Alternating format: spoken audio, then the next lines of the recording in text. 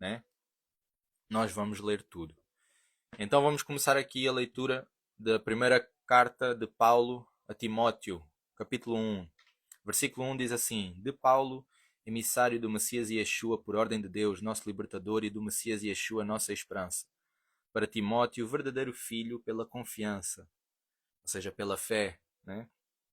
Graça, misericórdia e shalom da parte de Deus Pai e do Messias Yeshua, nosso Senhor.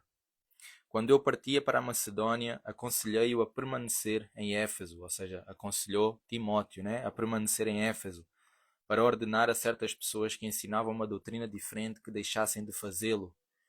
Impeça-as de continuar dando atenção a mitos e genealogias intermináveis.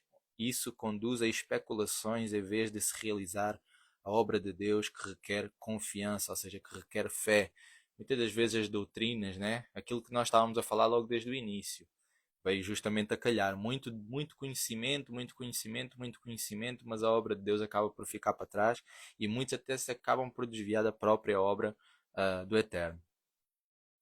Versículo 5. O propósito desta ordem é instigar o amor procedente do coração puro, da boa consciência e da fé sincera.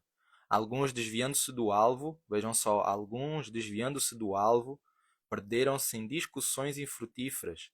Eles desejam ser mestres da Torá, mas não entendem as próprias palavras nem as questões sobre as quais se pronunciam de maneira tão enfática.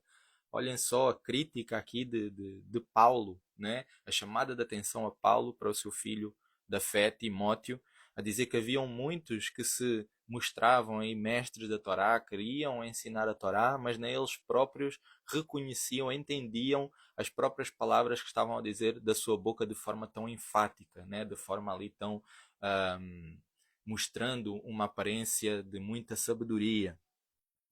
Diz assim, continua no versículo 8: Sabemos que a Torá é boa se alguém a usa da maneira proposta pela Torá. Ou seja, outras traduções que são melhores do que esta, neste aspecto, vão dizer: sabemos que a Torá é boa se alguém a usa de forma legítima. Eu não sei se é assim que está na vossa tradução aí, mas diz de forma legítima. Ou seja, qual é a forma legítima? A forma correta é aquela forma onde a própria Torá já não tem aquele poder de condenação para quem está em Cristo Yeshua. Né? Para quem está em Yeshua, para quem aceitou Yeshua, já não precisa de pagar pelo pecado, né? Já não precisa de pagar com a morte pelo seu próprio pecado, porque o salário do pecado é a morte e o pecado é a transgressão da lei. O próprio apóstolo João fala sobre isso.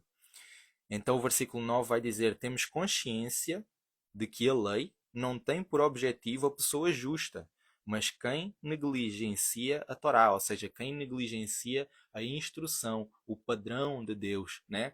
Então este versículo acaba por ser utilizado mais uma vez por muitos que não entendem as palavras de Paulo, acaba por ser utilizado a dizer: vem como Paulo aboliu a Torá, como Paulo aboliu a lei, como Paulo está a dizer que a lei, que a Torá não é para o justo, mas isso é normal, é só pensarmos um bocadinho realmente aquilo que Paulo falou. Ou seja, todos estes vídeos vocês já viram, eu já mostrei para vocês, já construímos essa base de que Paulo não foi contra a Torá, né? Paulo ensinou a Torá, ele simplesmente veio mostrar, veio esclarecer o verdadeiro papel da Torá hoje em dia.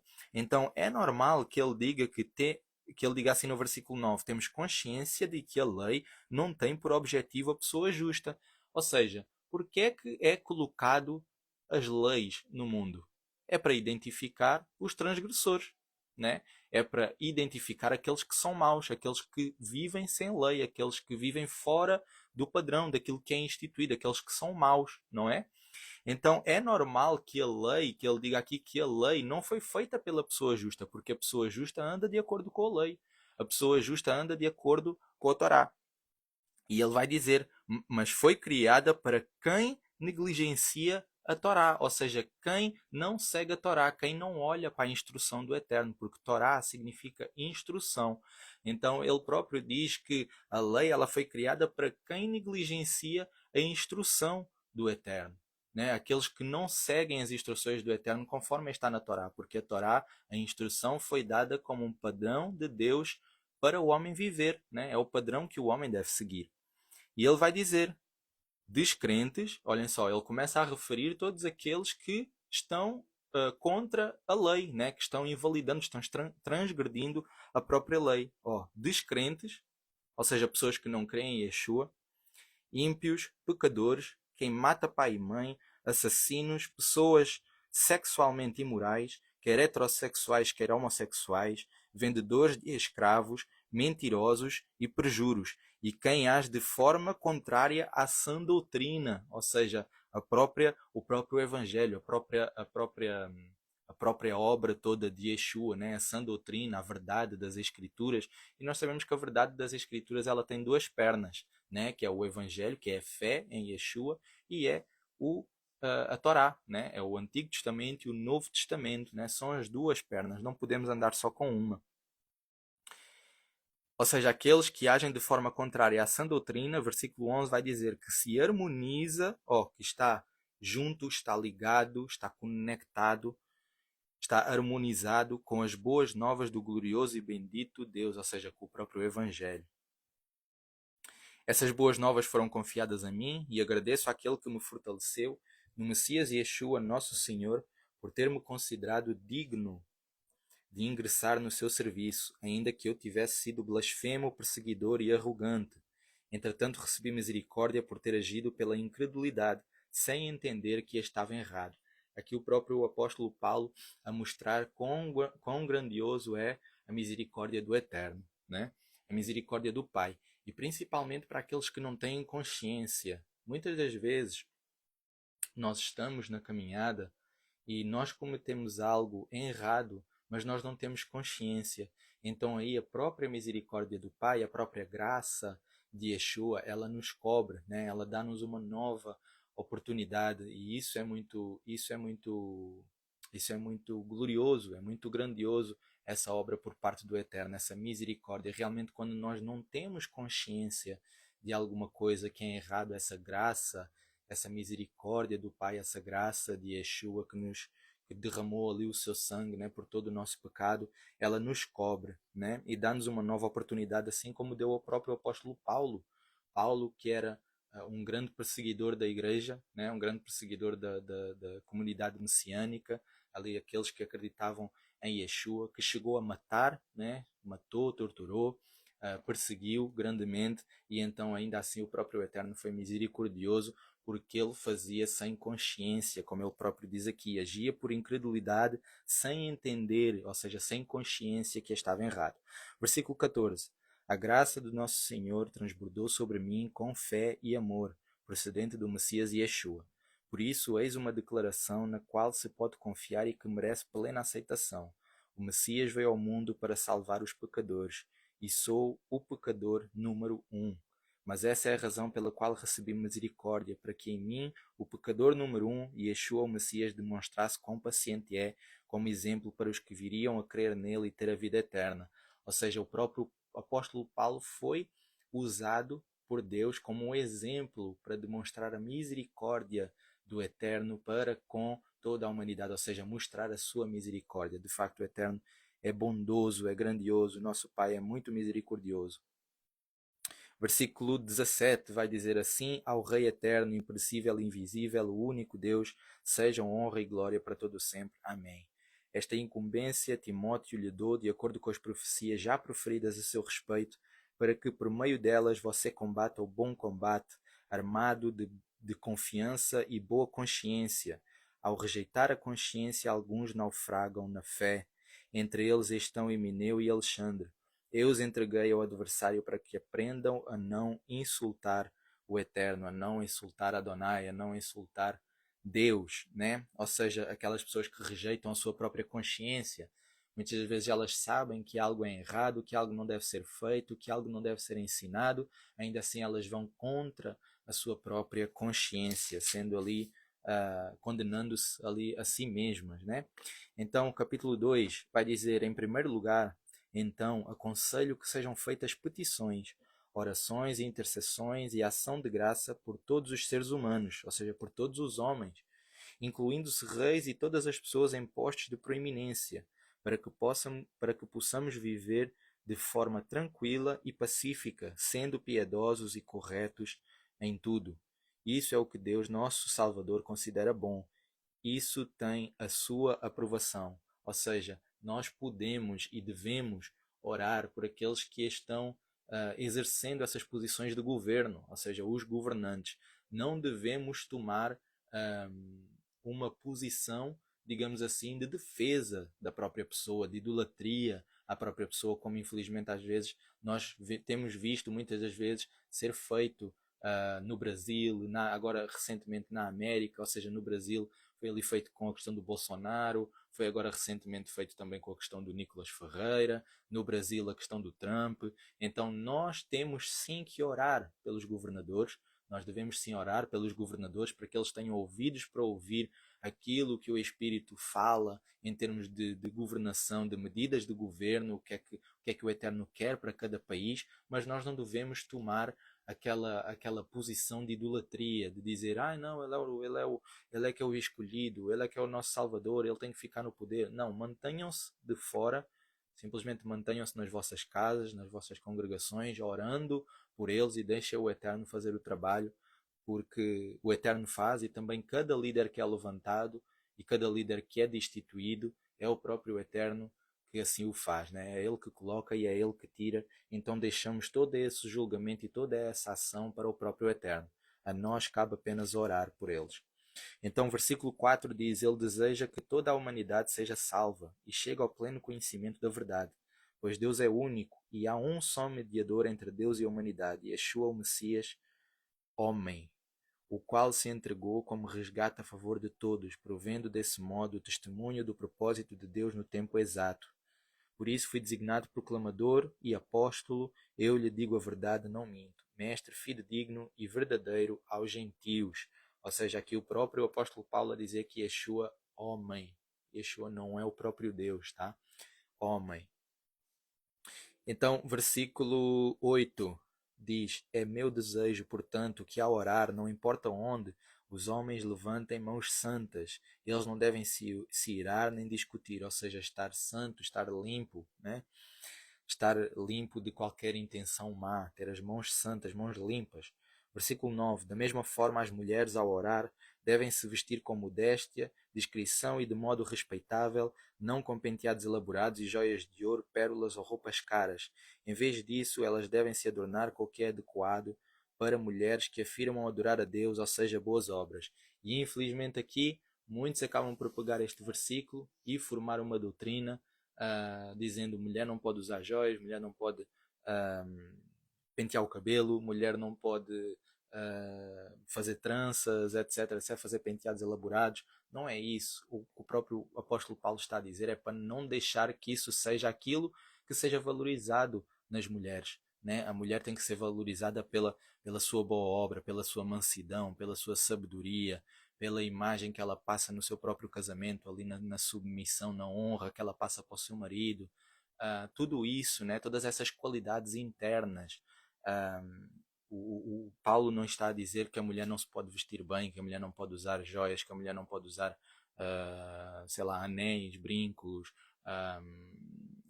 penteados, né? Tranças, etc. Paulo não está a dizer isso, né?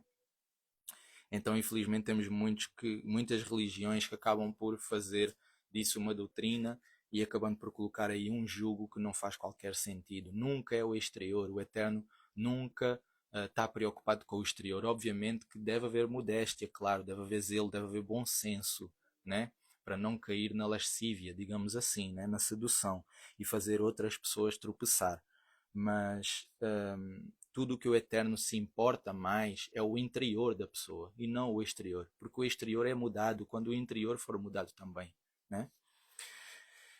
Então vai continuar assim, versículo 11: Que a mulher aprenda em paz, plenamente submissa. Não permito que a mulher ensine ao homem ou exerça autoridade sobre ele. Em vez disso, ela deve permanecer em paz. Aqui esta tradução ela não está fiel ao que diz no aramaico. Né? Não está fiel ao que diz na tradução verdadeira, ali mais antiga, que é o próprio aramaico. No aramaico, a tradução diz, a partir do versículo 12, o próprio apóstolo Paulo ele vai dizer que não acha decente. Não achar decente ou seja, não achar que faça sentido, não achar que é bom, achar que não é bom, é muito diferente de dizer não permito, né? Ao contrário do que colocaram nas nossas Bíblias mais recentes. Então ali o apóstolo Paulo, no original, ele fala que não acha decente a mulher uh, vir ensinar publicamente o próprio homem, né? Posicionando-se ali acima da autoridade do homem, autoridade sobre ele. Em vez disso, ela deve permanecer em paz. E ele depois vai explicar, ele vai trazer uma analogia com o que aconteceu no próprio Éden, entre Adão e Eva. Ele vai dizer porque Adão foi formado em primeiro lugar e a seguir Eva. Ou seja, ele está a mostrar o papel, né? Ele está a mostrar as autoridades. Porque Adão foi formado em primeiro lugar e a seguir Eva. E a seguir Eva. Além disso, Adão não foi enganado, mas sim a mulher, que ao ser enganada envolveu-se na transgressão à lei.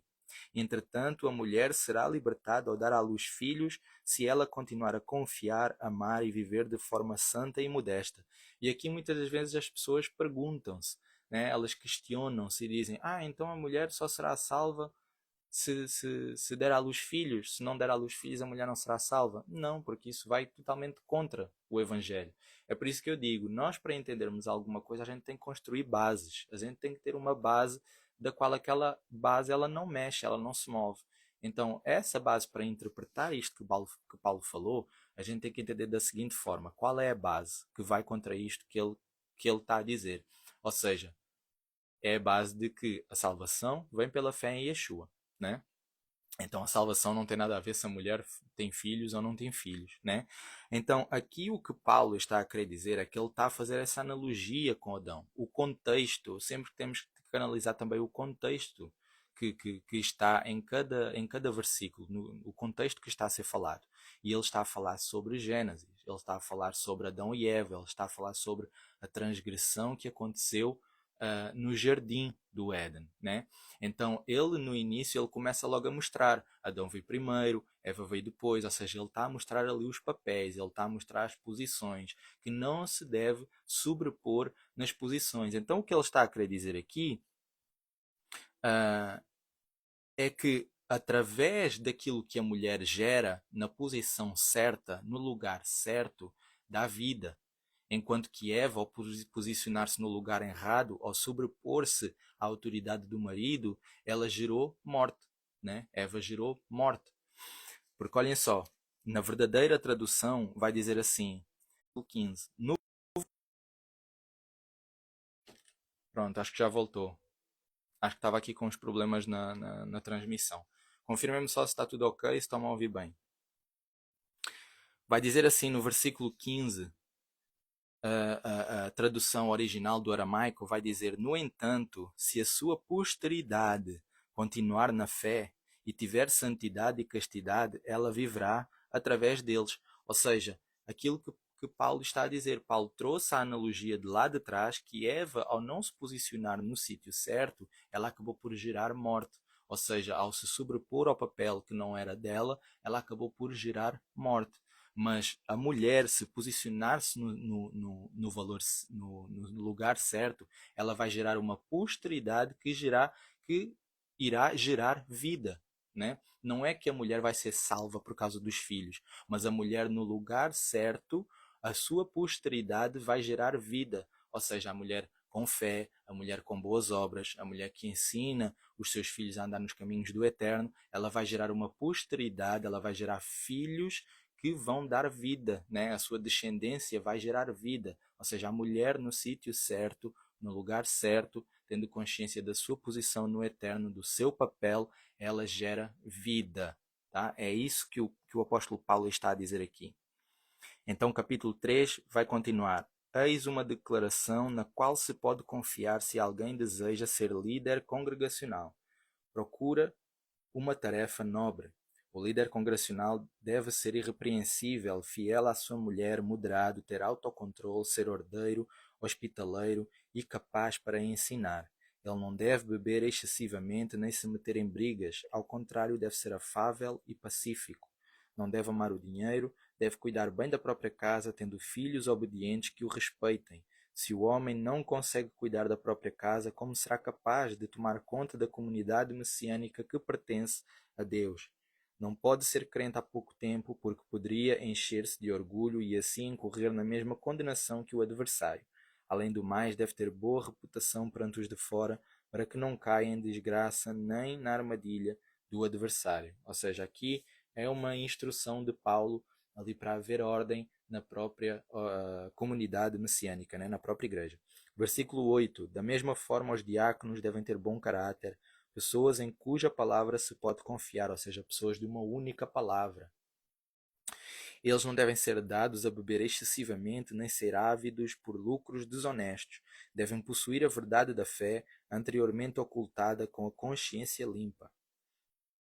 E, em primeiro lugar, devem ser testados. Então, caso se mostrem idôneos, devem ser designados diáconos. Ou seja, sempre primeiro a gente tem que ser testado na nossa fé antes de a gente exercer algum tipo, hum, algum tipo de obra, digamos assim, para o Eterno, né? O Eterno sempre nos testa, sempre lança provações, sempre lança testes para que nós mostremos a nossa fé, se a nossa fé é digna, se a nossa fé é verdadeira e se nós passamos esses testes, estamos capazes de ir para o campo de batalha, assim como acontece no mundo, né? Normal, ali o soldado ele precisa de passar por um treino, ele precisa de passar por ter certas capacitações para ir para a guerra, né? Então, continuando aqui, uh, versículo 11. Da mesma forma, as mulheres devem ter bom caráter, não devem ser fofoqueiras, mas equilibradas e fiéis em tudo. Que o diácono seja fiel à sua mulher, cuide bem dos filhos e da casa. Pois os que servem bem como diáconos obterão uma posição para si mesmos e muita ousadia na confiança procedente de Yeshua, o Messias. Espero visitá-lo em breve. Escrevo-lhe, porém, estas coisas para que, se eu demorar, você possa saber como as pessoas devem se comportar na casa de Deus, que é a comunidade messiânica do Deus vivo, coluna e fundamento da verdade. Ou seja, vejam só, como as pessoas devem se comportar na casa de Deus vivo. Qual é essa casa? Será que essa casa é o templo? É os templos de pedra que nós vemos hoje em dia? Não. Ele diz, essa casa de Deus que é a comunidade messiânica do Deus vivo, ou seja, um conjunto de pessoas. Igreja significa conjunto de pessoas. Igreja, a palavra original ali é eclesia, que significa comunidade, significa conjunto de pessoas, porque nós somos um corpo vivo, né? Não é um templo. Paulo não está a falar de templo, Paulo não construiu nenhum templo, digamos assim, né? Que é a comunidade messiânica do Deus vivo, coluna e fundamento da verdade. Não há dúvida de que é grande a verdade subjacente à nossa fé. Outras traduções do aramaico dizem que é grande a verdade subjacente à nossa justiça, né, à verdadeira justiça, anteriormente ocultada. Ele foi manifestado fisicamente e, como ficou provado, era justo em espírito, visto por anjos e anunciado entre as nações. Nele confiaram por todo o mundo e foi elevado em glória ao céu.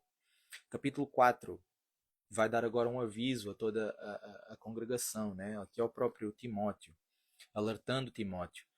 Capítulo 4, versículo 1. O Espírito diz claramente que no fim dos tempos, vejam só, o Espírito enfatizou ali que no fim dos tempos algumas pessoas apostatarão da fé por dar atenção a espíritos enganadores e a questões ensinadas por demónios. Irmãos,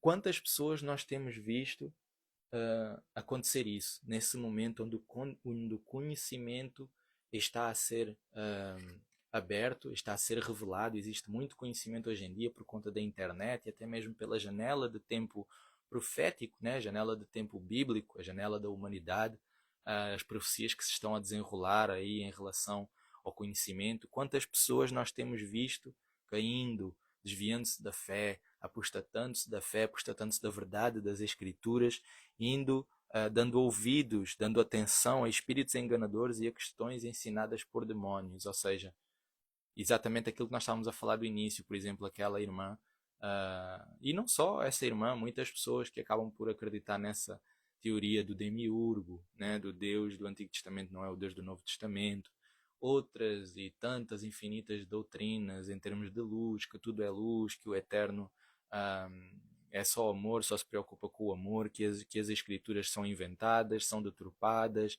já foram mexidas, etc, etc, que isto é um livro religioso, que isto é só um livro para prender as pessoas. Quantas e quantas doutrinas e quantas pessoas que já foram da fé, né, que já conheceram Yeshua, acabaram por se deixar levar por esses ensinos, por essas doutrinas de demónios, né?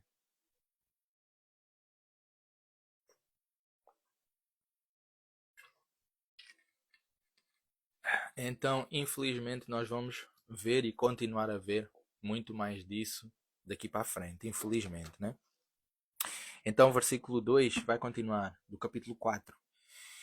Esses ensinos procedem da hipocrisia de mentirosos cuja consciência foi cauterizada como que por meio de um ferro em brasa. Ou seja, as pessoas tiveram ali a sua própria consciência cauterizada. Lembram-se quando Paulo, no início desta carta, da primeira carta de Timóteo, ele falou que aquelas pessoas iam contra a sua própria consciência e pecavam, transgrediam por conta de irem contra a sua própria consciência.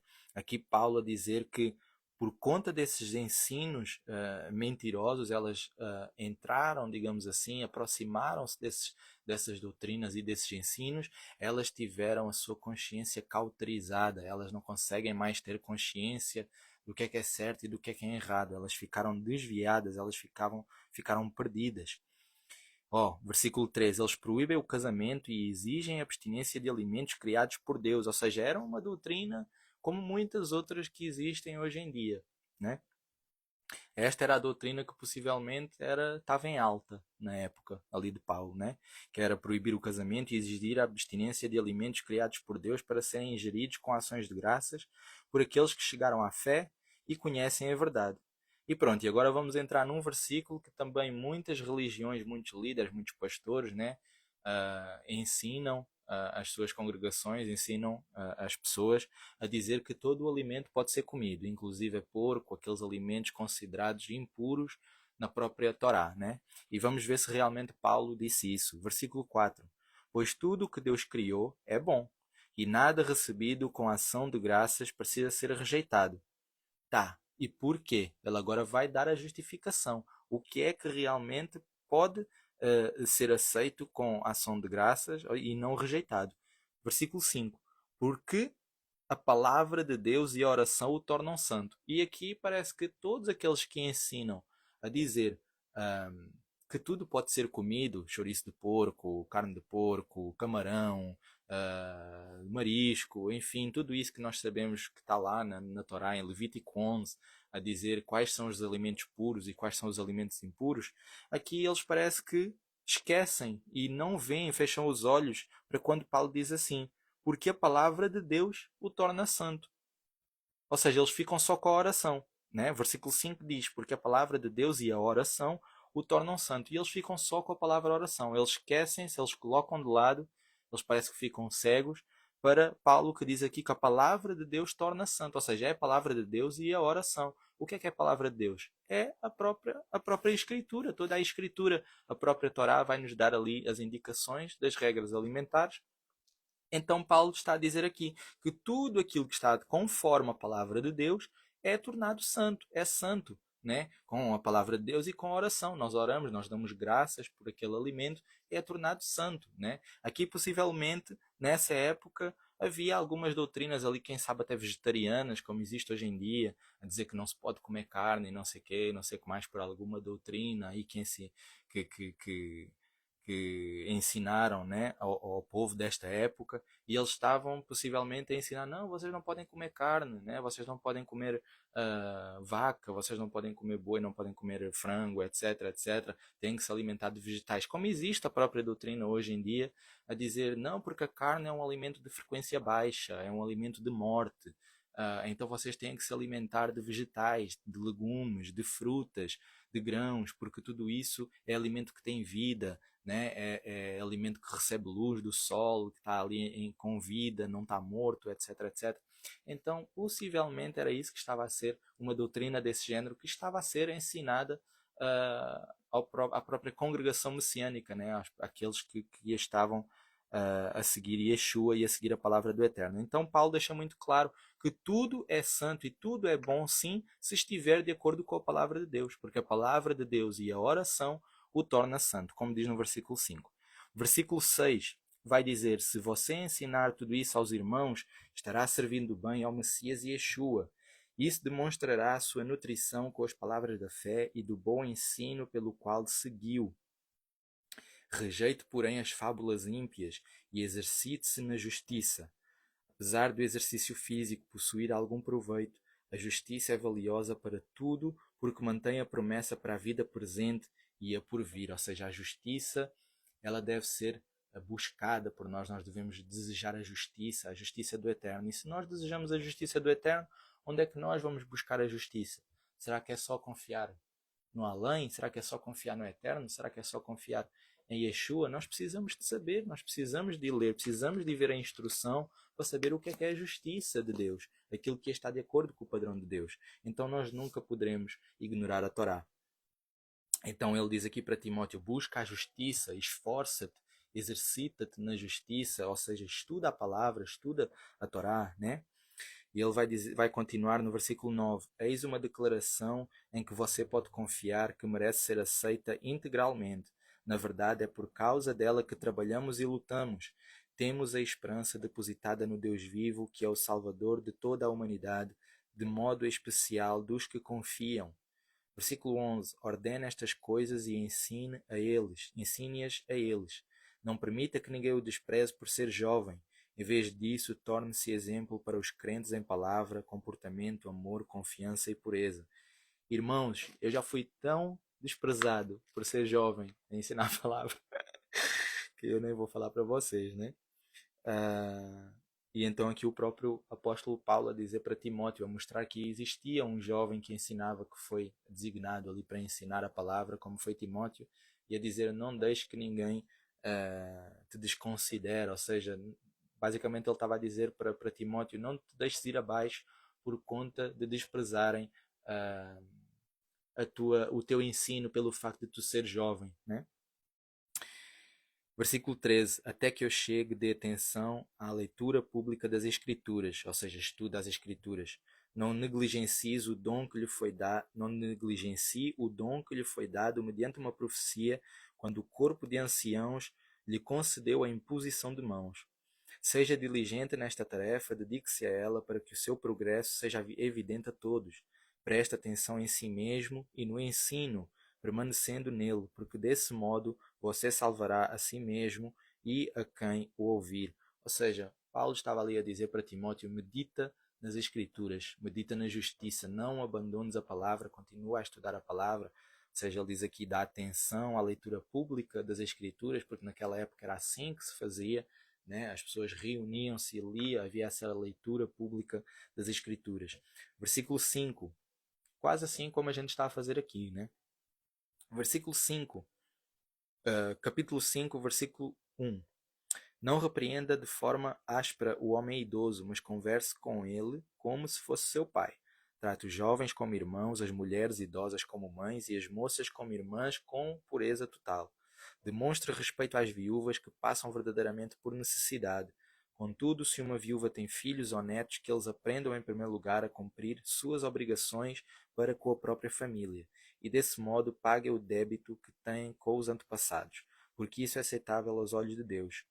A viúva, porém, que realmente passa por necessidade é a que está sozinha, tendo posto a esperança em Deus, além de persistir em petições e orações noite e dia. Aqui nós vemos o quão rigoroso o próprio apóstolo Paulo era, ou seja, o quão rigorosa era a igreja primitiva, né? Muitas das vezes as pessoas acabam por se enervar, digamos assim, por ir contra um lugar, né? Uma comunidade messiânica onde existe ordem. Muitas das vezes achando até que é uma ofensa, achando que é alguma soberba, é algum orgulho, mas se nós formos ver as Escrituras, a igreja primitiva era extremamente rigorosa. Olhem só as indicações do próprio apóstolo Paulo para quem é que era viúva. Quantas e quantas indicações, né, quantos aspectos ele não referiu aqui e vai continuar a referir. Diz assim no versículo 6: mas a que se entrega aos prazeres já está morta, apesar de ainda viver. Instrua-os a respeito disso para não serem repreendidos. Além do mais, se alguém não provê as necessidades dos próprios parentes, especialmente as da própria família, desonrou a fé e é pior que o incrédulo. Ou seja, muitas das vezes as pessoas acabam por ir para a igreja, dar dinheiro na igreja, no envelope preto, no saquinho preto, o saquinho que depois vai para trás da igreja, vai para trás do palco e ninguém sabe o que é que foi feito. O próprio apóstolo Paulo a dizer aqui, vocês, se nem a própria família, se alguém estiver a passar dificuldade, vocês conseguem ajudar, mas continuam a fazer, e sou eu a dar um exemplo, aí na própria igreja e a colocar o dinheirinho no envelope preto, a fazer ali de forma mecânica, de forma religiosa, eu não digo que é errado ir lá e dar dinheiro para a igreja, mas fazendo de coração, fazendo porque o Eterno orientou, fazendo com consciência e não de forma mecânica, não por religiosidade, não por medo, como acontece muitas vezes na igreja, onde ali os líderes pegam em versículos errados e instruem ali a pessoa a dar, quase que colocando ali uma coação, né? Coagindo as pessoas, colocando ali uma obrigação de que se elas não derem, elas vão ser prejudicadas, elas não vão prosperar, o demónio vai lhes roubar todas as bênçãos financeiras, vai destruir todas as suas finanças. Então isso é totalmente errado. Versículo 9. Que seja colocada na lista de viúvas apenas a viúva com mais de 60 anos que tenha sido fiel ao marido e que conheça e seja conhecida pelas boas obras, como ter criado bem os filhos, ser hospitaleira, lavar os pés do povo de Deus, ajudar os atribulados e ter se dedicado a todo tipo de boa obra. Vejam só qual é que era considerada a viúva. Quem é que era considerada a viúva? Tinha que corresponder a todos estes atributos. Acham que isso era acham que isso era aceite, é facilmente aceite no dia de hoje, onde as pessoas não aceitam ordem, as pessoas estão desordenadas, muitas das vezes porque não conhecem a própria Torá, né? Elas não sabem o que é instrução, elas não sabem qual é o padrão do Eterno. Então hoje num mundo onde os próprios filhos desobedecem aos pais, são mal educados, um mundo totalmente desordenado, totalmente rebelde, totalmente mau, né? Onde as pessoas infelizmente são más, acham que é aceito de bom grado toda essa ordem, todos esses aspectos, só realmente alguém que está totalmente transformado, né, pelo Espírito Santo. Versículo 11. Todavia recusa-se a alistar viúvas mais jovens, porque ao sentir as paixões naturais que as alienam, ou seja, que as fazem afastar do Messias, querem se casar. Isso lhes traz condenação por terem preterido a fé anteriormente demonstrada, ou seja, não foram fiéis, elas mentiram em relação à sua própria fé, né? Aquela fé primária, né? A primeira fé, digamos assim. Versículo 13. Além disso, elas aprendem a ficar ociosas, indo de casa em casa, e não só ociosas, mas também fofoqueiras e bisbilhoteiras, falando o que não devem. Portanto, é melhor que as viúvas mais jovens se casem, tenham filhos, cuidem da casa, a fim de não darem aos oponentes nenhum motivo para nos caluniar. Algumas já se desviaram para seguir o adversário. Se alguma mulher crente tem parentes viúvas, deve socorrê-las. A congregação não deve ser sobrecarregada com elas, para que possa ajudar as viúvas que verdadeiramente passam por necessidade. Mais uma instrução de Paulo. Versículo 17. Os líderes que conduzem bem devem ser considerados dignos de dupla honra, especialmente os que trabalham arduamente no anúncio da palavra e no ensino.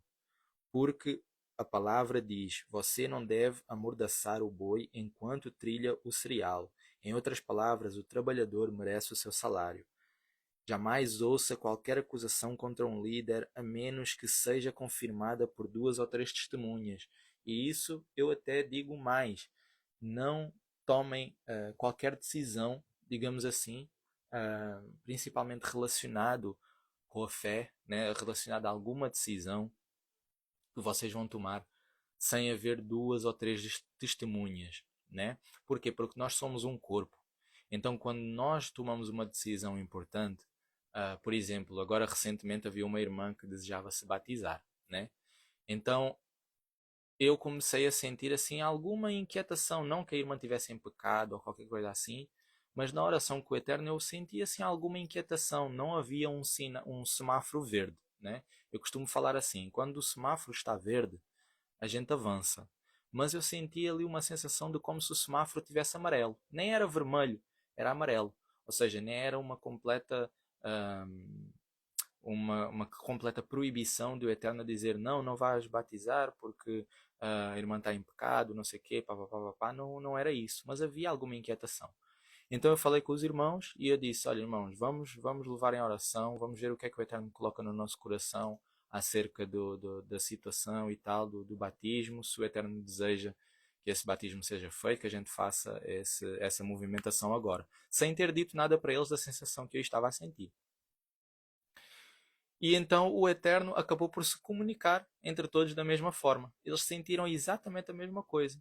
Então aí é as duas ou três testemunhas que dão o parecer para uma decisão. Então eu falei com a irmã e eu disse: olha, irmã, investiguei ali mais um pouco, falei ali um pouco com ela, depois a gente conseguiu perceber, entender o porquê, qual era o motivo do Eterno estar a dar aquela cautela, digamos assim.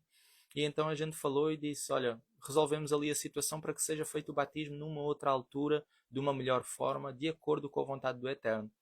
Então é dessa forma que a gente deve agir. A gente não deve agir somente pela nossa decisão, principalmente quando envolve outras pessoas da fé, quando envolve a nossa fé, quando envolve irmãos, a comunidade, a própria comunidade messiânica, né? Então aqui o apóstolo Paulo diz: não ouça qualquer acusação contra o líder, a não ser que seja confirmada por duas ou três testemunhas. Versículo 20: repreenda perante toda a Assembleia os líderes que permanecerem no pecado, como advertência para os outros, ou seja, para que os outros vejam e temam, né? Tenham reverência ali ao Eterno. Perante Deus, o Messias Yeshua e os anjos eleitos, eu o incumbo solenemente de observar essas instruções sem prejulgar e sem demonstrar favoritismo.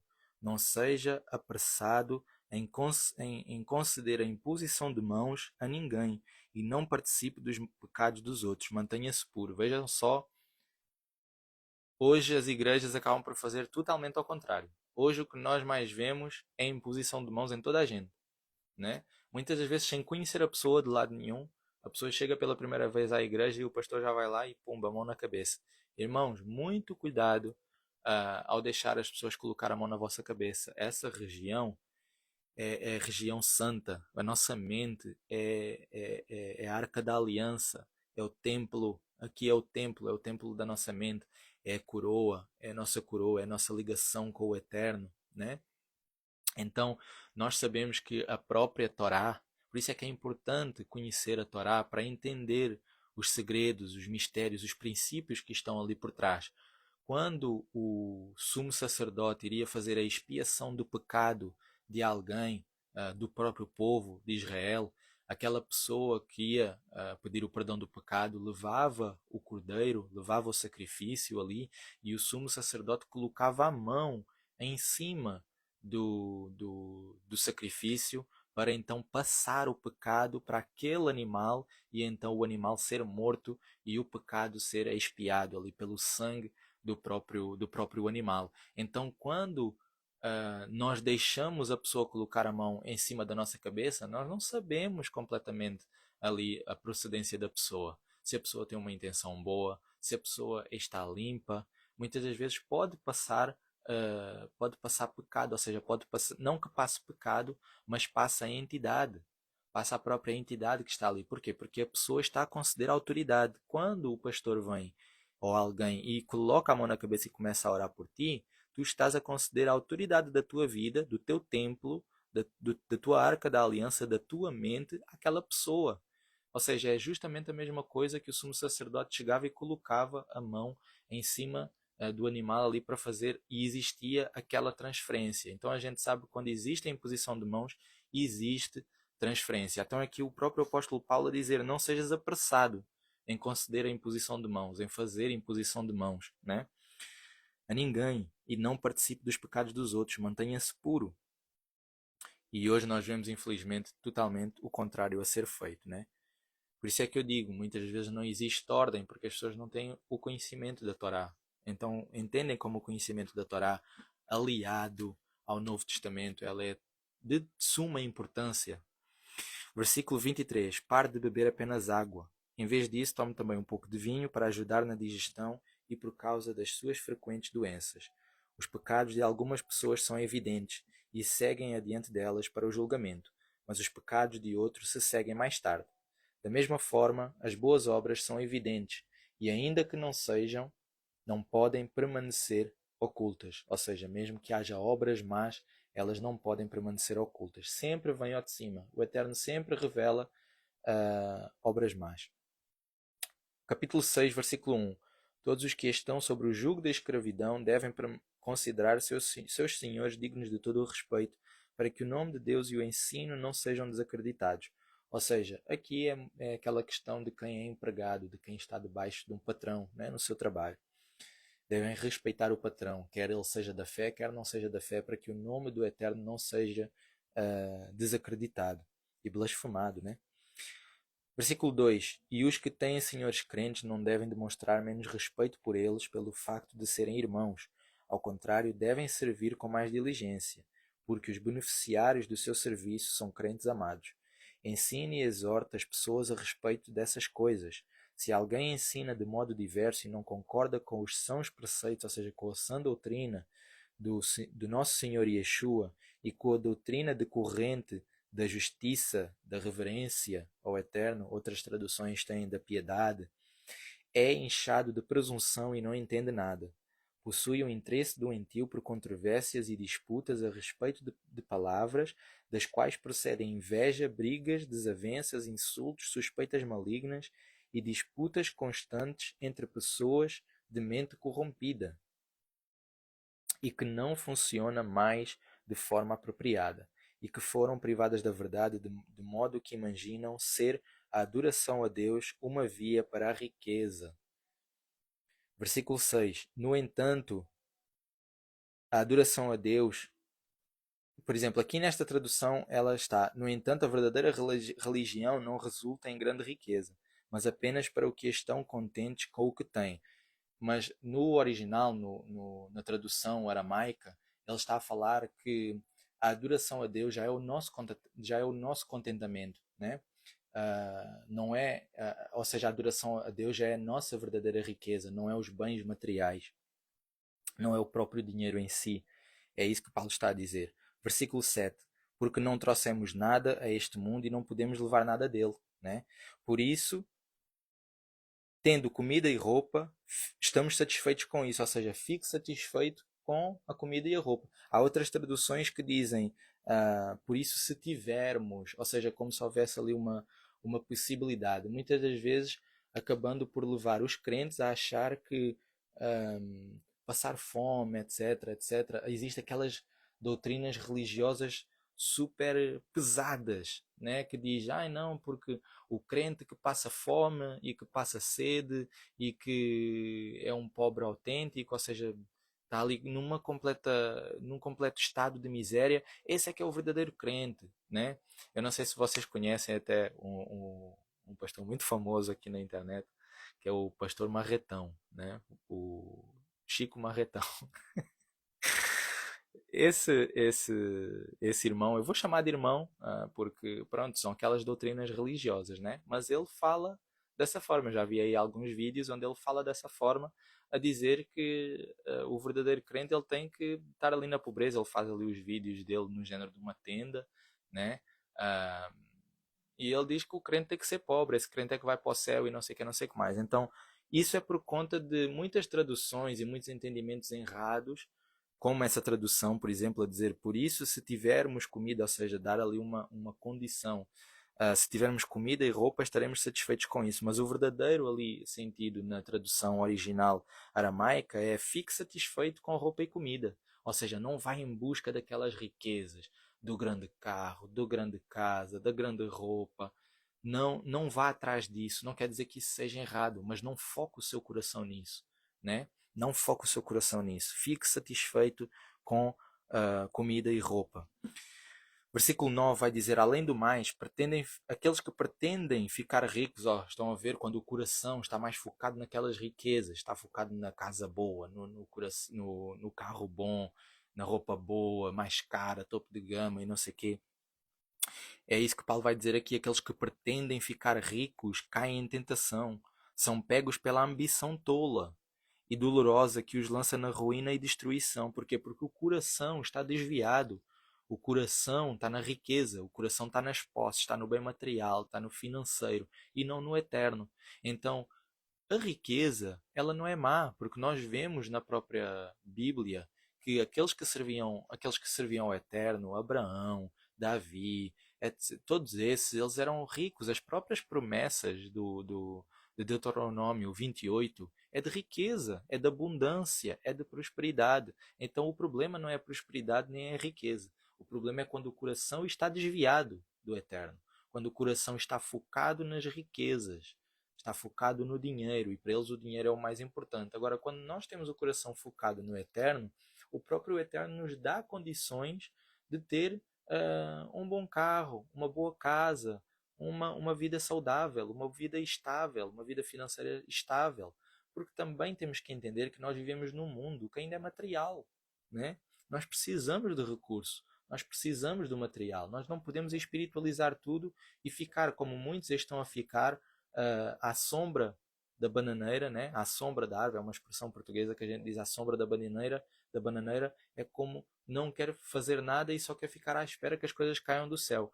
Isso é o que muitos estão a fazer hoje em dia, espiritualizam tanto, espiritualizam tudo, que ficam à espera, estão só à espera que Yeshua venha e que venha o anjo do céu e que destrua tudo, e enquanto isso o inimigo vai criando o seu império, vai conquistando e vai dominando, governando sobre a terra, quando nós é que deveríamos governar, porque Yeshua já pegou a chave do governo, já pegou a chave que Satanás roubou de Adão, e então o próprio inimigo continua aí a fazer crescer o seu império, a levar um monte de almas para o inferno, enquanto o cristão está sentado à espera que venha o arrebatamento, à espera que venha o apocalipse, à espera que venha a destruição, mascarado daquela doutrina de eu tenho muita fé, eu já abandonei o mundo, quando na verdade ele tem medo. Ele tem medo de enfrentar o mundo, ele tem medo de mudar, porque é muito mais difícil enfrentar o mundo, ir em busca do governo, né? Ir em busca de governar na Terra, de ter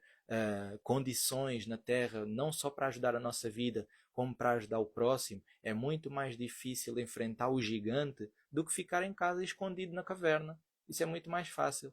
Então, infelizmente, a maioria dos cristãos, a maioria do povo do Eterno, ele tem esse pensamento. Ele está a aguardar o apocalipse, ele está a aguardar o arrebatamento e não faz nada enquanto o inimigo ceifa e ceifa e ceifa milhões de almas, porque o próprio crente, o próprio corpo de Yeshua não tem recurso para fazer a obra andar, para fazer a obra andar com evangelistas, para fazer a obra andar missionários, profetas, enfim, porque tudo isso tem um custo.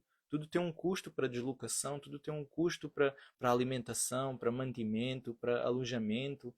Então, se nós queremos alcançar as pessoas, se nós queremos espalhar o Evangelho, é óbvio que nessa terra nós vamos precisar de recurso. Então, como é que nós vamos ficar à sombra de casa, à sombra que as coisas aconteçam, e querer ainda assim que as pessoas sejam salvas, que haja pregação do Evangelho, que haja mudança no mundo? Não vai haver mudança no mundo enquanto nós não mudarmos, enquanto nós não assumirmos o governo. Há muitos cristãos que ainda agem como escravos e não como filhos. E nós temos que governar como filhos. Nós temos que entender aquilo que Yeshua nos deu, nos capacitou. É óbvio que primeiro, como Paulo falou, nós precisamos ser testados, precisamos ser provados. O Eterno prova o nosso coração.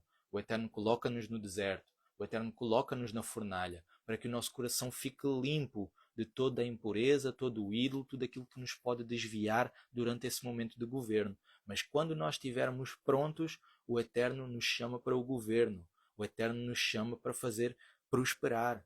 Não com o coração virado para as riquezas, não com o coração virado para o dinheiro, mas com o coração virado para o Eterno, tendo consciência que para salvar almas, para fazer a obra do Eterno andar, para governar na terra, a gente precisa de recurso.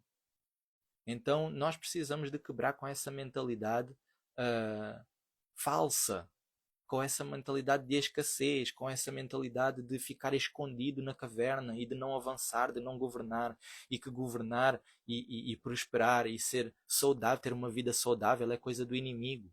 Isso não faz qualquer sentido, porque enquanto isso está aí o inimigo, ele prospera, ele governa e ele ensina tudo o que é errado e ele leva milhares de almas para o inferno por conta dessa obra. Por conta que ele se esforça, ele sabe disso. Infelizmente, o cristão religioso é que não sabe, porque ele tem medo. Porquê? Porque ele conhece que o seu próprio coração está sujo, não está virado para o eterno. E não tem também o entendimento certo das Escrituras.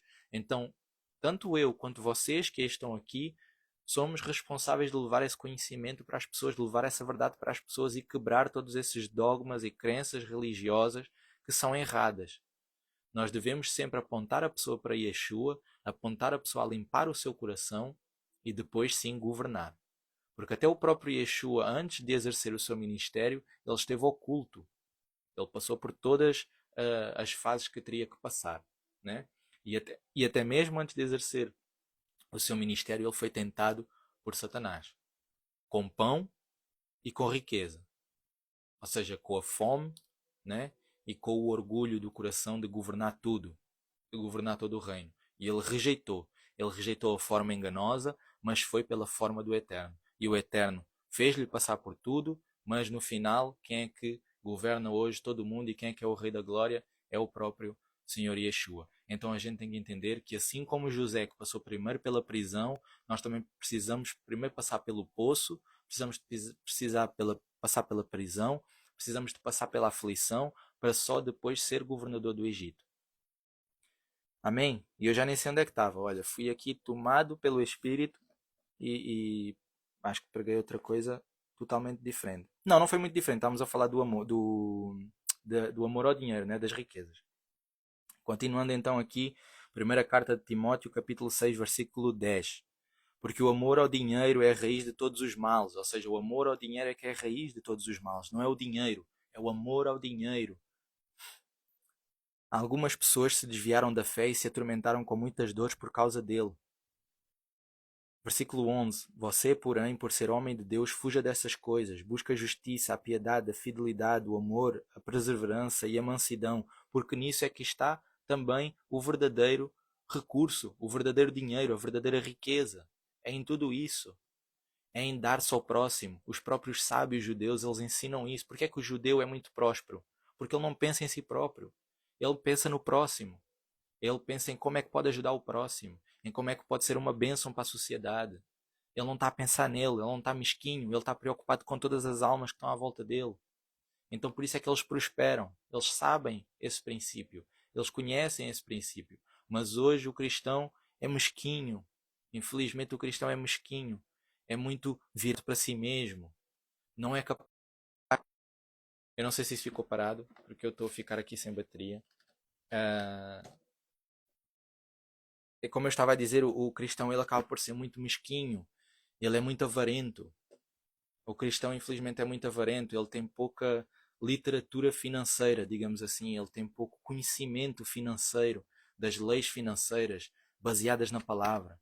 O próprio Eterno diz: a multiplicação do Eterno é dar, dá tudo. Não é dar tudo, não estou a dizer dar tudo de uma maneira inconsciente, é dar. Enquanto o mundo ensina a reter, a fazer poupança, a reter, a reter, a reter, o Eterno é multiplicação, está no dar, está no fluxo, é fazer fluir. Dar na pessoa certa, obviamente, como eu sempre ensino, quando as pessoas me perguntam sobre dízimo, eu sempre ensino, tenham consciência de porque é que estão a dar. Primeiramente, orem ao Eterno. Até mesmo, muitas das vezes, quando o Eterno me diz, dá àquela pessoa, quando Yeshua me diz, dá àquela pessoa, eu questiono porquê. Eu pergunto porquê. Eu vejo se está dentro da palavra. Eu tenho que ter consciência porque é que eu estou a ajudar aquela pessoa. Aquela pessoa precisa, é necessitada, está a passar por uma dificuldade, está a espalhar a obra do Eterno, está a fazer uma boa obra, os frutos dele são bons. Então, se sim, né, de acordo com a característica da pessoa que ele me mandou dar, se tiver dentro desses parâmetros, eu dou, porque eu tenho consciência do que é que eu estou a dar. Eu sei que estou a dar para um motivo bom, para um motivo que vai fluir no reino, que vai criar fluxo no reino, que vai fazer a obra do Eterno crescer. E mesmo que seja, por exemplo, uma pessoa que está a passar dificuldade, que não está ligado assim tanto com a obra e tal, eu dou porque faz parte do princípio ajudar os necessitados. Então muitas vezes as pessoas vão ali na igreja e dão o dízimo e elas não entendem porquê. Elas estão só a dar porque estão a dar. É como se fosse uma mensalidade ou uma semanada. Né? Vai depender aí das denominações e da frequência com que a pessoa dá. E elas vão só dando de forma religiosa, de forma mecânica, não entendendo o porquê. Elas nem sabem porquê. Muitas vezes nem sabem porque é que aquele dinheiro é feito. Ou seja, é dado. Para que é que ele vai servir. Muitas vezes acaba por ser para motivos que não são da vontade do Eterno. Porque só o Eterno conhece o coração das pessoas. Então por isso é que eu recomendo sempre, quer dar o dízimo a alguém, o dízimo é sim um princípio bíblico, não é obrigatório da forma como a igreja ensina, mas ele é um princípio bíblico sim, de separar 10% do nosso rendimento para honrar o Eterno, e desses 10% pergunta ao Eterno, diz: Pai, dirige-me, a quem é que eu devo dar, a quem é que desejas que eu dê, e ele vai arranjar uma situação, vai sentir no coração a quem deves dar, e aí a pessoa dá, né? Só que infelizmente as pessoas tornaram-se muito mecânicas, muito religiosas e depois ainda trazem a avareza em cima disso e é uma complicação de facto. Tudo isso é uma contaminação que o próprio inimigo fez e é mais uma coisa que nós temos que restaurar no meio do corpo de Cristo, né? Então, continuando, versículo 12. Combata o bom combate da confiança, apegue-se à vida eterna para a qual foi chamado ao testemunhar cabalmente a respeito da sua fé na presença de muitas testemunhas. Eu incumbo diante de Deus que dá vida a tudo e do Messias Yeshua que no testemunho a Pôncio Pilatos também apresentou um testemunho cabal de obedecer à sua comissão de forma imaculada, ou seja, à sua missão de forma imaculada e irrepreensível até o aparecimento do nosso Senhor Yeshua, o Messias. Sua manifestação ocorrerá no tempo devido pelo bendito e único soberano Rei dos Reis e o Senhor dos Senhores, o único imortal que habita em luz inacessível, que nenhum ser humano viu e nem pode ver, a ele sejam honra e poderes eternos. Amém. Acerca dos ricos no presente mundo, que não sejam orgulhosos, nem ponham a esperança na incerteza da riqueza, mas a depositem em Deus, que nos provê tudo ricamente para a nossa satisfação. Ordene que pratiquem o bem, sejam ricos em boas obras, generosos e prontos a partilhar. Dessa forma, entesourarão um bom fundamento para si mesmos, para que possam alcançar a verdadeira vida. Ó Timóteo, guarde o que lhe foi confiado, né? Guarda a tua coroa. Afaste-se das conversas ímpias e profanas da argumentação contraditória que falsamente chamam o conhecimento. Mais uma vez, a entrarmos no assunto, e eu nem lembrava disso, isso foi completamente direcionado pelo Eterno. Agora eu vejo. Mais uma vez, a entrarmos no assunto inicial, né, daquele conhecimento todo corrompido, que muitos acabam por se desviar. Versículo 21 e último versículo. Muitos que prometiam esse conhecimento erraram o alvo no que concerne à fé. A graça seja com você. Ou seja, tendo muito conhecimento, são tão sábios, tendo tanto conhecimento, acabam por se desviar e acabam por errar o alvo quanto à sã doutrina, quanto à verdadeira palavra e quanto à fé. Tudo por conta desse grande conhecimento que dizem ter. Vamos passar para a segunda carta. O que é que vocês estão a achar, meus irmãos? Quantos é que estão aí? Falem comigo. Quantos é que estão ativos a acompanhar?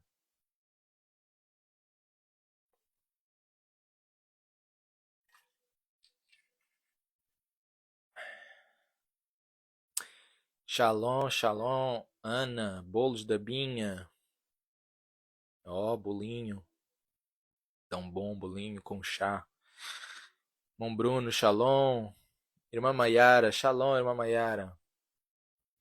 Irmão William, shalom, irmão, como é que estás? Irmã Beatriz, Carlos Nunes. Shalom a todos.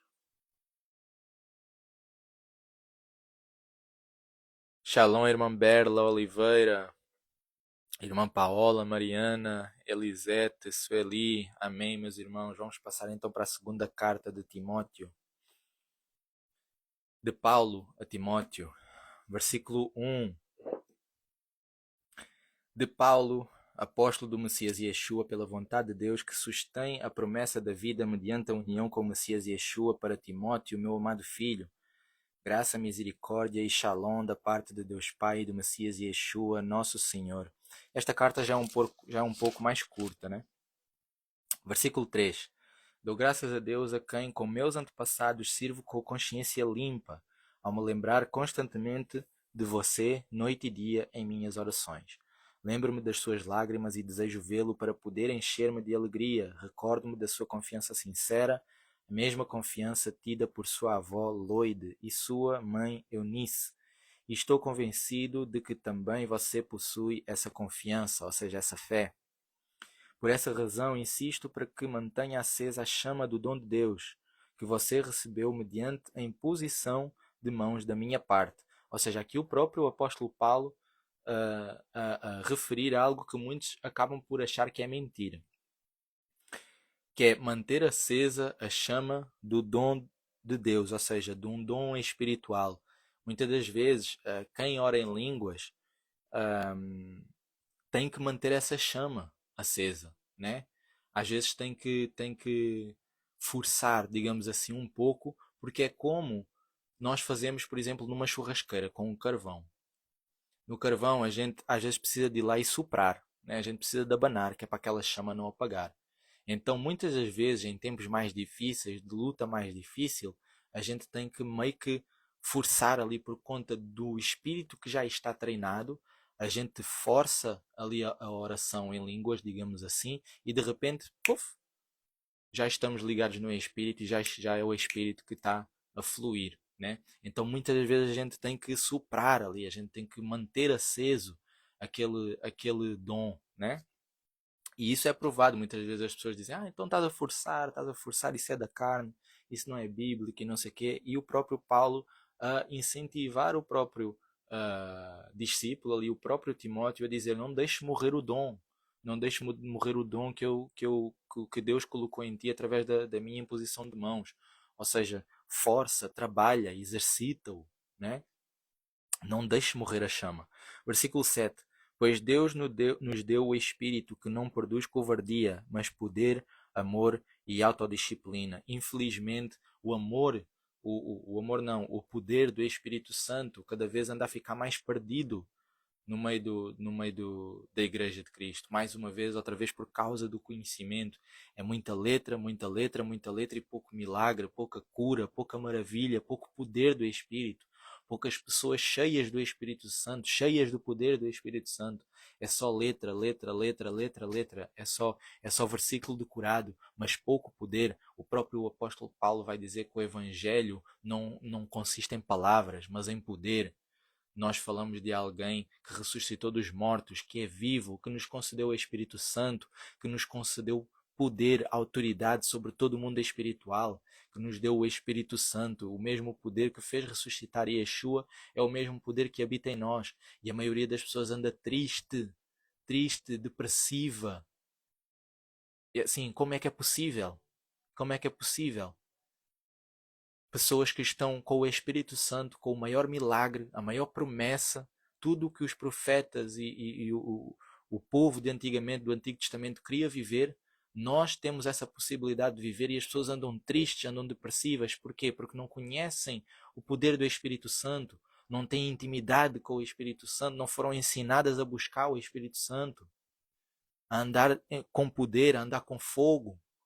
Então é necessário também nesse fim dos tempos a gente ensinar sim a doutrina, a gente ensinar sim a palavra, mas também ensinar a intimidade do Espírito Santo, o poder do Espírito Santo, o fogo da presença do Espírito de Deus dentro de nós, que faz fazer milagres, faz fazer curas, faz fazer maravilhas.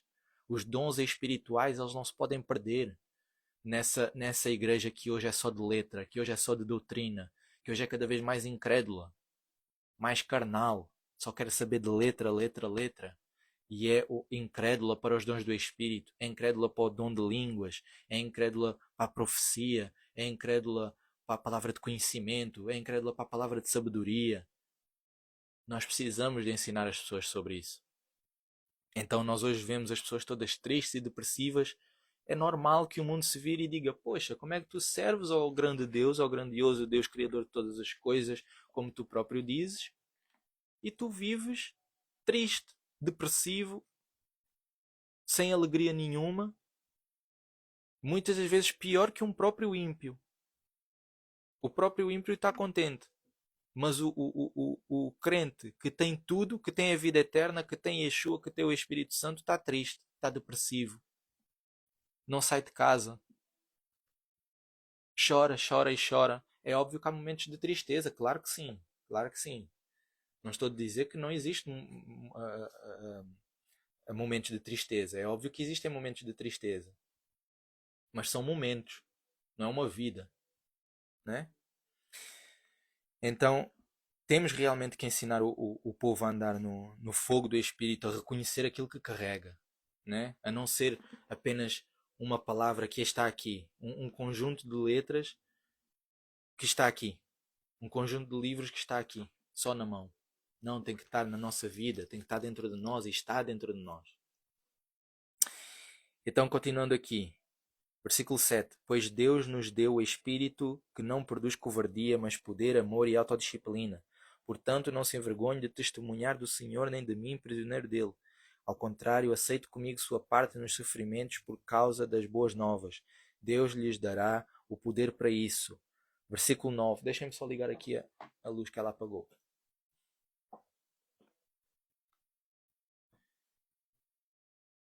Aqueles imprevistos de estúdio. Meus irmãos. Imprevistos de estúdio. Deixa eu ver aqui se ele liga. Já ligou.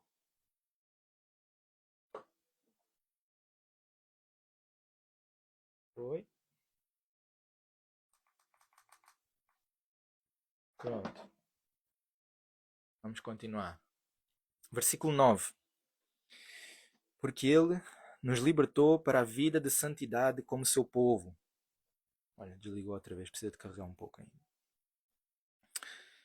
Não foi por causa dos nossos atos, mas por causa do seu propósito e graça que nos foram dados, que estamos unidos ao Messias Yeshua.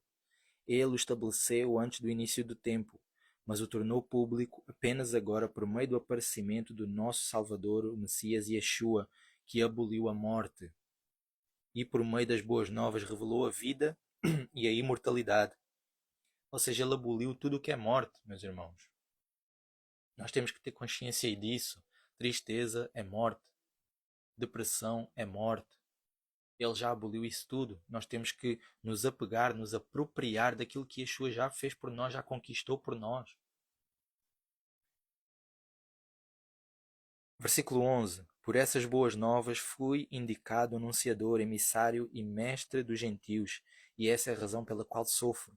Contudo, não me envergonho, porque sei em quem depositei a minha confiança e estou persuadido de que ele é capaz de me guardar até ao dia que me confiou. Vocês têm essa certeza? Só tendo essa certeza já dá uma alegria no coração, irmão. Já dá um fogo aqui, sabendo que nós depositamos a confiança, sabemos em quem depositamos a nossa confiança e estamos persuadidos, estamos confiantes, temos plena certeza de que Ele é capaz de cumprir a boa obra, de que Ele é capaz de cumprir toda a promessa, de que Ele é capaz de cumprir tudo aquilo que nós lhe confiamos, todo o tesouro, né? Até ao grande dia. Siga o padrão dos sãos ensinamentos que ouviu de mim com sua confiança e seu amor no Messias Yeshua. Guarde. Vou ficar com pouca bateria, mas não faz mal, qualquer coisa eu coloco a carga, não tem problema. Versículo 15. Você sabe que todos na província da Ásia se afastaram de mim, incluindo Figelo e Hermógenes. Que o Senhor demonstre misericórdia para com a casa de Onífero, porque sempre me foi um consolo e não se envergonhou de eu estar na prisão. Ao contrário, quando veio a Roma, procurou diligentemente por mim e me encontrou. Que o Senhor lhe conceda encontrar misericórdia da parte de Adonai naquele dia. Você também sabe quanto ele me ajudou em Éfeso. Ou seja, aqui no versículo 15, nesta tradução, Só vai dizer: você sabe que todos na província da Ásia se afastaram de mim, incluindo Figelo e Hermógenes. E acaba por aí. Mas noutras traduções vai dizer que eles andavam a ensinar, né? Ou não é aqui? Não, é mais à frente. É Himeneu e Fileto, é mais à frente. Capítulo 2, versículo 1. Portanto, meu filho, seja capacitado pela graça procedente do Messias Yeshua. Nós somos capacitados pela graça do Messias. E as coisas que ouviu de mim, testemunhadas por muitas pessoas, confias a homens fiéis, que sejam capazes de ensiná-las a outras pessoas também. Vejam só, aqui apóstolo Paulo a dar essa chave, que nem tudo nós devemos falar com toda a gente. Assim como o próprio Yeshua fazia, né?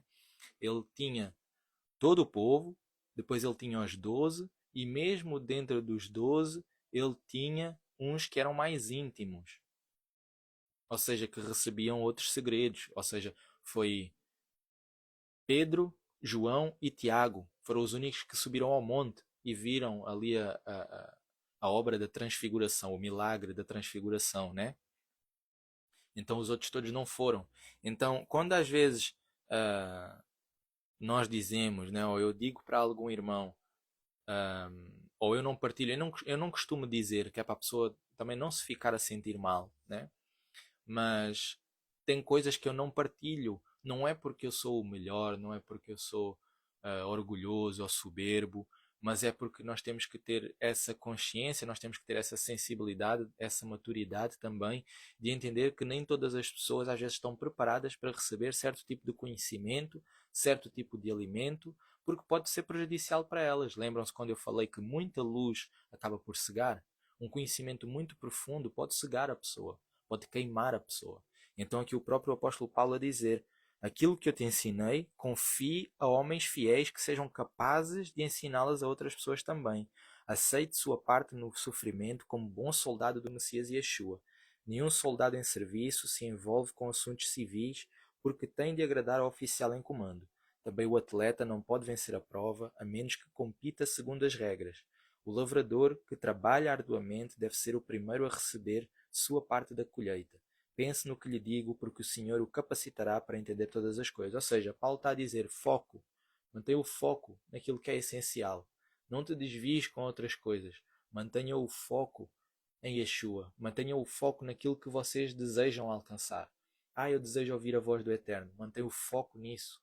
Mantenha o foco em tudo aquilo que te vai direcionar e proporcionar isso. Intimidade com Yeshua, oração, louvor, leitura da palavra, mudança de vida também, claro, mas essencialmente essas quatro, né? E versículo 3 continuando. Versículo 4 aliás. Nenhum soldado em serviço se envolve. Não, desculpem. Versículo 8. Lembre-se de Yeshua, o Messias, descendente de Davi, que ressuscitou dentre os mortos. Essas são as boas novas que anuncio e pelas quais sofro a ponto de me encontrar encarcerado. Mas a palavra de Deus não está presa. Porque persevero em meio a tudo isso? Por causa dos eleitos, para que também eles possam obter a salvação que vem do Messias Yeshua com glória eterna. Ou seja, tudo tem que ser para o próximo. Tudo nós temos que fazer pelo próximo, não é por nós. É sempre a pensar no próximo. Sempre olhar para baixo. Olhem sempre para aquele que precisa de ajuda. Não olhem para cima. Olhem para baixo. É isso que Yeshua nos ensinou. Olha para o teu próximo. Olha para baixo. Olha para aquele que precisa de ajuda. Olha para a ovelha.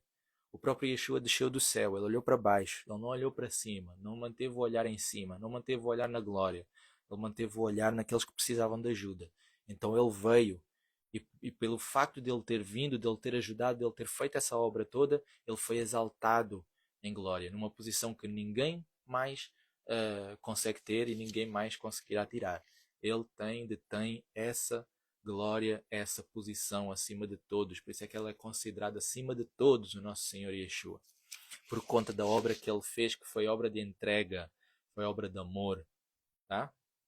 Então esse deve ser o nosso foco sempre. Versículo 11. Eis uma afirmação. Até o próprio Yeshua, lembrei-me agora, até o próprio Yeshua ensinou: vocês serão reconhecidos como meus discípulos se amarem o próximo, por se amarem uns aos outros. Né? Então, versículo 11. Eis uma afirmação na qual você pode confiar. Se morrermos com ele, também viveremos com ele. Se perseverarmos, também reinaremos com ele. Se o negarmos, ele também nos negará. Se formos incrédulos, ele permanecerá fiel, porque não pode negar a si mesmo. Sempre faça as pessoas se lembrarem disso e ordena a elas, de modo solene, perante o Senhor, a não se engajarem em disputas acerca de palavras. Elas não resultam em nada útil e são um desastre para os ouvintes. Faça tudo o que puder para apresentar a Deus como alguém digno de aprovação, um trabalhador que não precisa se envergonhar porque anda retamente na palavra da verdade. Meu Deus, que forte isso! O apóstolo Paulo a dizer para Timóteo para ele se mostrar aprovado pela própria palavra. Mostra-te digno de aprovação porque andas retamente da palavra. Ou seja, estuda para seres aprovado, né? Para te mostrares aprovado com conhecimento da palavra. Incrível. Versículo 16. Mantenha-se, porém, distante de conversas ímpias, pois quem se dedica a elas se tornará apenas mais ímpio, e seu ensino corroerá as pessoas como a gangrena. Emineu e Fileto estão entre eles. Eles erraram o alvo no que diz respeito à verdade, e estão pervertendo a fé das pessoas, dizendo que a ressurreição já aconteceu. Vejam só, não é verdade? Não é isso muito semelhante com vários ensinos que andam por aí, né, que já são muito antigos, ah, onde as pessoas dizem que. Deixem-me só meter aqui o telemóvel a carregar. Onde as pessoas dizem que Yeshua já fez tudo. Ele já fez tudo e as pessoas estão à espera. E bababá, bababá. E Yeshua já fez tudo. Ficam à espera que Yeshua volte, mas Yeshua não volta porque Yeshua já voltou dentro de nós, etc, etc. Muito desse conhecimento, não é verdade? É a mesma coisa que Himeneu e Fileto, né? É Fileto o nome dele. Exatamente. É exatamente o mesmo que eles faziam naquele tempo. Então não existe nada de novo debaixo do céu. Não existe nada de novo debaixo do céu. Deixem-me só meter aqui o telemóvel a carregar. Só um minuto. Será que está?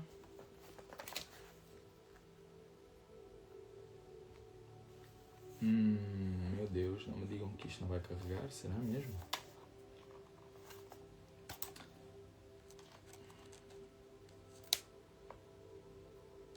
Ai, meu pai amado. Como é que a gente vai fazer isto agora? Por que é que isto não está a carregar, meu Deus? Meu pai santo. Vamos ter que fazer aqui de outra forma. Deixem-me ver se... Só um minuto, meus irmãos, só um minuto. Ai, ai, ai. Pronto. Pronto, já está a carregar. Menos mal. Estão a ouvir bem?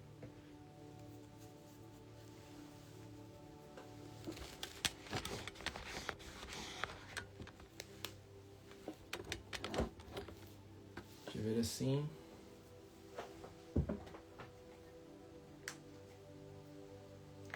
Boa. Eita. Agora tá cheio de brilho.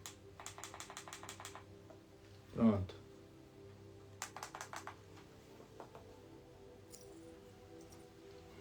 Continuar aqui então.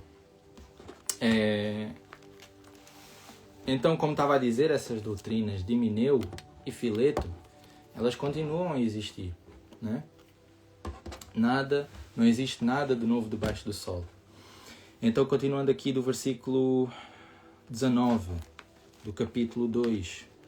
No entanto, o firme fundamento de Deus permanece marcado pelas seguintes palavras: o Senhor conhece os seus. Que todos os que afirmam pertencer ao Senhor se afastem da prática do mal.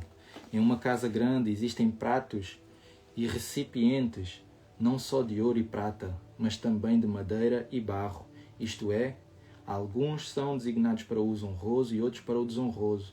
Se alguém se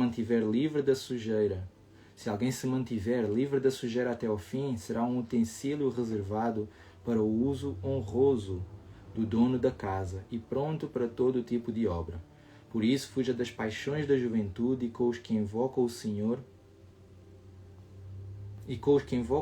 com o coração puro, siga em busca da justiça, da fidelidade, do amor e da paz. Ou seja, as más companhias corrompem, destroem, contaminam os bons costumes, né? Basicamente. Afaste-se, porém, de controvérsias estúpidas e ignorantes. Você sabe que elas conduzem a disputas, e o escravo do Senhor não deve brigar. Ao contrário, deve ser gentil para com todos, o bom mestre, e não vingativo quando maltratado. Ele também deve ser gentil ao corrigir os oponentes, pois talvez Deus lhes dê a oportunidade de abandonarem os pecados e obterem o pleno conhecimento da verdade, para que recobrem o juízo e escapem da armadilha do adversário depois de terem sido capturados vivos por ele, a fim de realizarem a sua vontade. Aqui uma chave muito importante. Ele também deve ser gentil ao corrigir os oponentes. Ou seja, não devemos ser aquela pessoa rancorosa, aquela pessoa muito agressiva, muito religiosa, com um sentimento de justiça muito aflorado. Porque isso muitas das vezes não traz o fruto que a gente deseja. Muitas das vezes é com uma boa intenção, sim, mas não traz o fruto desejado.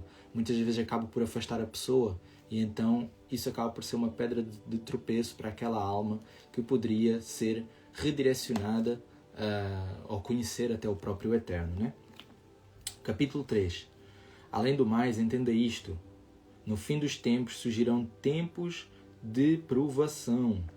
As pessoas serão egoístas, amantes do dinheiro, orgulhosas, arrogantes, insultantes, desobedientes aos pais, ingratas, profanas, desalmadas, implacáveis, caluniosas, descontroladas, violentas, odiosas do bem, traidoras, obstinadas, cheias de prepotência, mais amantes dos prazeres que de Deus, e ainda que mantenham uma forma exterior de religiosidade, negam o seu poder.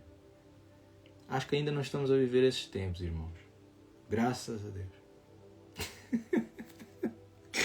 Afaste-se dessas pessoas. Versículo 6. Algumas delas se insinuam pelas casas e controlam mulheres de vontade fraca, sobrecarregadas de pecados e dominadas por diversos impulsos que sempre aprendem, mas não são capazes de chegar ao pleno conhecimento da verdade.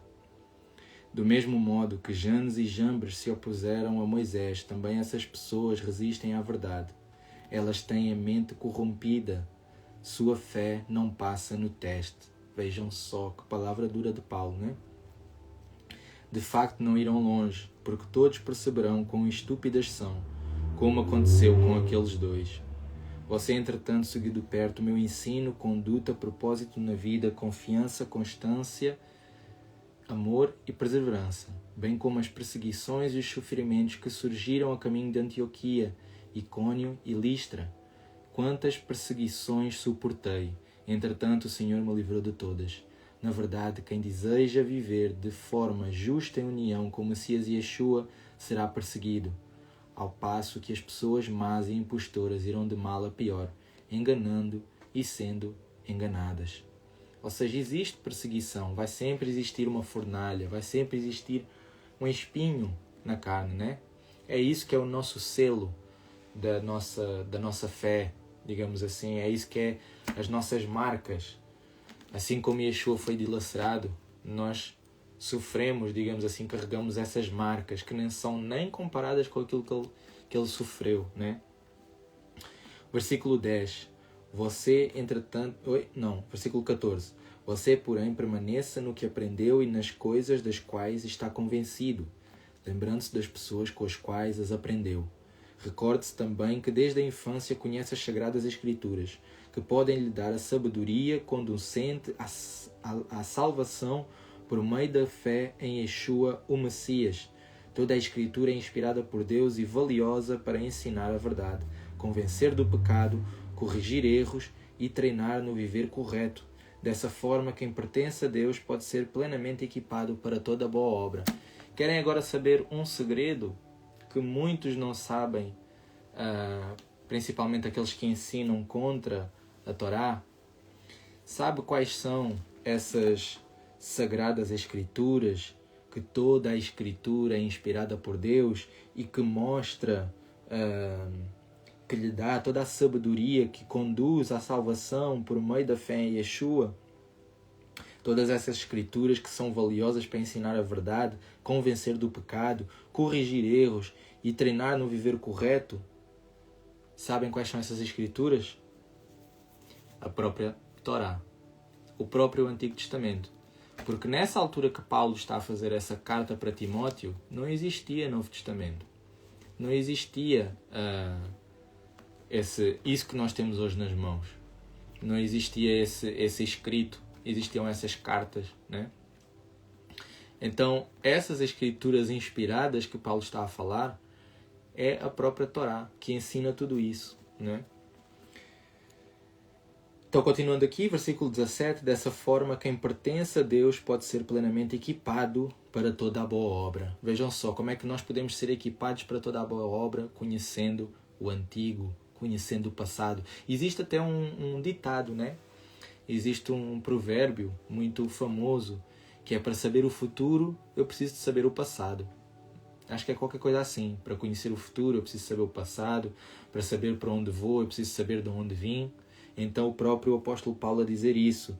Para nós sermos plenamente equipados para toda a boa obra, nós precisamos de conhecer a Torá, precisamos de conhecer o Antigo Testamento, né?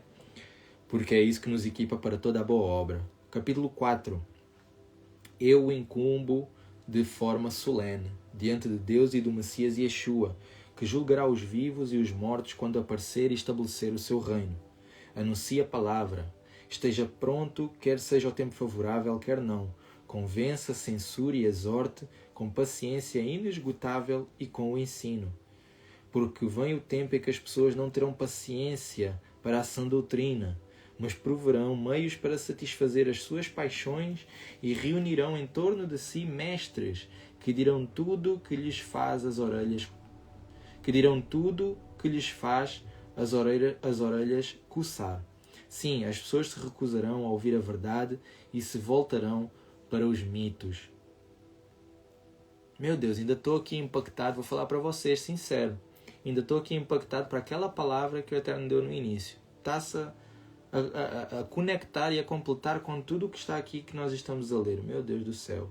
E eu não trouxe preparado, digo para vocês, não trouxe preparado. Versículo 3.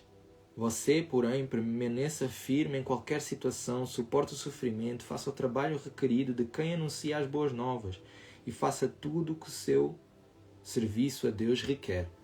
Quanto a mim, já estou derramado sobre o altar. Sim, o tempo da minha partida chegou. Combati o bom combate, terminei a corrida, mantive a fé. Tudo o que me espera agora é a coroa da justiça, a qual o Senhor, o justo juiz, me concederá naquele dia. E não só a mim, mas também a todos os que esperam ansiosamente por seu aparecimento, ou seja, também para nós, meus irmãos. Faça o melhor que puder para vir logo ao meu encontro, porque Demas me abandonou e foi para Tessalônica, por ter se apaixonado pelo mundo presente. Crescente foi para a Galácia e Tito para a Dalmácia. Apenas Lucas está comigo. Traga Marcos com você, porque ele é um auxiliar muito útil em meu trabalho. Enviei Tíquico a Éfeso. Quando você vier, traga a capa que deixei com Carpo em Troade e também os documentos, especialmente os pergaminhos. Alexandre, que trabalha como tais, fez-me um grande mal. O Senhor lhe retribuirá segundo os seus atos. Você deve tomar cuidado em relação a ele, porque se opôs fortemente a tudo o que dissemos. Na primeira vez em que tive a oportunidade de apresentar a minha defesa, ninguém esteve a meu favor, todos me abandonaram. Que isso não seja contado contra eles. Vejam só o coração de Paulo. Mesmo com todas as pessoas que foram contra ele, ele tinha o coração limpo. E ele próprio disse que essas coisas não sejam contadas contra eles. Então vejam só o coração que Paulo tinha, um coração limpo, um coração puro, que não guardava rancor para com ninguém, independentemente daquilo que as pessoas lhe faziam. Isso é estar verdadeiramente morto em Cristo. Isto é estar verdadeiramente morto para nós próprios. Isso é nós estarmos verdadeiramente mortos. Porque nós sabemos que não lutamos contra carne nem contra sangue, mas contra espíritos, contra entidades espirituais, né? Contra as forças espirituais que governam esse mundo. Então, onde é que está? Versículo 17. Mas o Senhor esteve ao meu lado e me deu o poder para anunciar a plenitude da mensagem para que todos os gentios a ouvissem, e fui resgatado da boca do leão. O Senhor me libertará de todo ataque maligno e me levará com segurança para o seu reino celestial. A Ele seja a glória para todo sempre. Amém. Cumprimento Priscila e Áquila e a casa de Onesíforo. Erasto permaneceu em Corinto e deixei Trófimo doente em Mileto. Faça tudo o que puder para chegar antes do inverno. Eubulo lhe envia cumprimentos como fazem Prudente, Lino, Cláudia e todos os irmãos. O Senhor seja com o seu espírito, a graça seja com você. Aleluia. Aleluia. E terminamos assim as duas cartas de Paulo a Timóteo. Que fantástico, fantástico. Eu espero que vocês tenham sido tão impactados quanto eu. Incrível como o Eterno ministrou, como o Espírito o Espírito Santo ministrou nesse direto, nesse ensino.